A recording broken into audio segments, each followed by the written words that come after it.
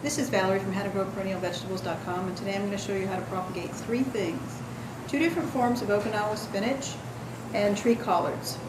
So I've prepared a propagation flat. I've taken a gardening flat and cleaned it. You can clean it with 10% bleach solution. And I've filled it with a propagation medium consisting of about 80% perlite and 10% peat moss. Those are sterile materials, so we're starting out with a clean slate. Next thing I'm going to do is grab my material. This is Okinawa spinach, and this particular form is beautiful, has very interesting purple stems, and it's very herbaceous. So it's going to just root all along the stems. The way you can prepare a cutting of this is I take a piece that's about the size of my palm. I reduce the size of the leaves because they're just going to lose some moisture anyways. And I take the bottom of the cutting and I dip it in a rooting gel. And this is 200 parts per million of IBA.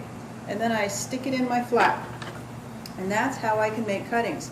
If you like making larger cuttings, you can make larger cuttings, but I find that sort of just wastes a lot of plant material. When I'm looking to make lots and lots of cuttings, I can make the cutting a bit shorter, just like that. Use my rooting hormone. I keep putting the rooting hormone in this little container because I don't want it to fall over and spill. But this is 200 parts per million of IBA, indobutyric acid, which is a rooting hormone. So I take the cutting, I cut half of the leaf off, I dip it in my rooting compound, and I put it in the flat. The next thing I'm going to propagate is this plant right here. This is purple leaf tree collard, and purple leaf tree collard is not going to set seed very often, and if it does, you never know what you're going to get. So the only way to propagate this consistently is by cuttings. So I have a big stalk of the purple leaf tree collard, and I'm going to take about 1, 2, 3, 4, maybe 5 nodes. Wherever a leaf comes out of the stem, that's considered a node. If you take off the stem in this area called the axillary bud, that's where a new stem and more leaves are going to form. So you can just take the cutting, and I also dip it in a solution for rooting compounds. And if you get confused, make sure you understand which way is up. So, because you're always going to have to put the bottom portion of it in the soil. I'm taking some of the leaves off. I'm going to reduce the size of this leaf in half.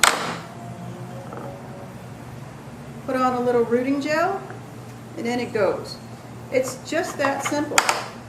This is a cutting of Okinawa spinach. This is the green form.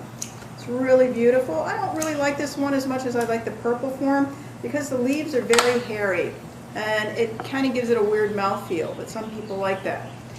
So here it is in the dip and grow, just like that. I'm going to fill up this entire flat and I'll show you what it looks like when it's done.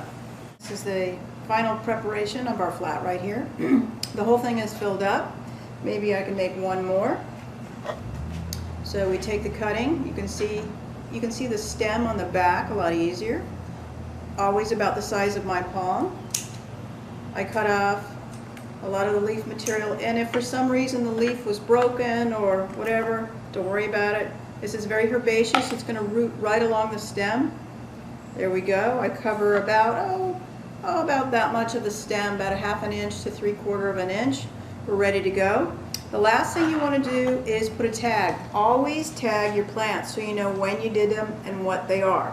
When you're using a tag, a typical garden tag, make sure you write everything in pencil.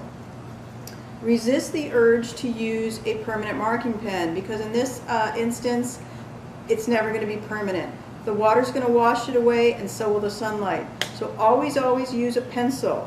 Write the name of the plant, the date, maybe your initials, if there's more than one person using a greenhouse, and make sure you put that in there.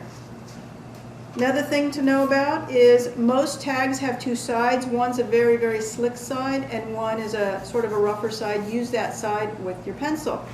So here you go. We're going to put these in the mist house and I'm going to show you these in about 10 days. They will probably already have rooted. All right, until then, see ya.